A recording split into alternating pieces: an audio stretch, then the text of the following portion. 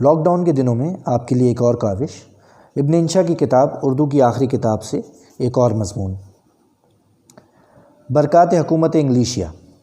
عزیزو، بہت دن پہلے اس ملک میں انگریزوں کی حکومت ہوتی تھی اور درسی کتابوں میں ایک مضمون برکات حکومت انگلیشیا کے عنوان سے شامل رہتا تھا۔ اب ہم آزاد ہیں۔ اس زمانے کے مصنف حکومت انگلیشیا کی تعریف کیا کرتے تھے کیونکہ اس کے سوا چارہ نہ تھا۔ اب ہم اپنے عہد کی آزاد اور قومی حکومتوں کی تعریف کریں گے۔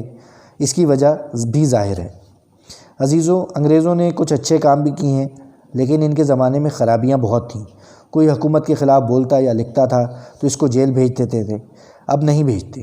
رشوت ستانی عام تھی، آج کل نہیں ہے۔ دکاندار چیزیں مہنگی بیچتے تھے اور ملاوٹ بھی کرتے تھے، آج کل کوئی مہنگی نہیں بیچتا، ملاوٹ بھی نہیں کرتا۔ انگریزوں کے زمانے میں امیر اور جاگیردار عیش کرتے تھے اور غریبوں کو کوئی پوچھتا بھی نہیں تھا۔ اب امیر لوگ عیش نہیں کرتے اور غریبوں کو ہر کوئی اتنا پوچھتا ہے کہ وہ تنگ آ جاتے ہیں، خصوصاً حق رائے دہندگی بالغان کے بعد سے۔ تعلیم اور صنعت و حرفت کو لیجئے۔ ربع صدی کے مختصر عرصے میں ہماری شرح خواندگی 18% ہو گئی ہے۔ غیر ملکی حکومت کے زمانے میں ایسا ہو سکتا تھا؟ انگریز شروع میں ہمارے دستکاروں کے انگوٹھے کاٹ دیتے تھے۔ اب کارخانوں کے مالک ہمارے اپنے لوگ ہیں، دستکاروں کے انگوٹھے نہیں کاٹتے۔ ہاں، کبھی کبھی پورے کا پورا دستکار کاٹ دیتے ہیں۔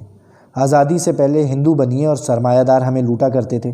ہماری خواہش تھی کہ یہ سلسلہ ختم ہو اور ہمیں مسلمان بنیے اور سیٹھ لوٹیں۔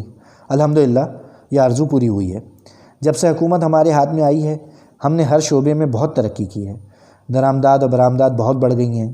ہماری خاص برآمدات 2 ہیں، وفود اور زر مبادلہ۔ درآمدات ہم گھٹاتے جا رہے ہیں۔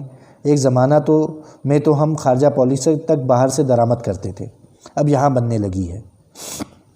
امید ہے کہ آپ کو ہماری یہ کاوش پسند آئی ہوگی۔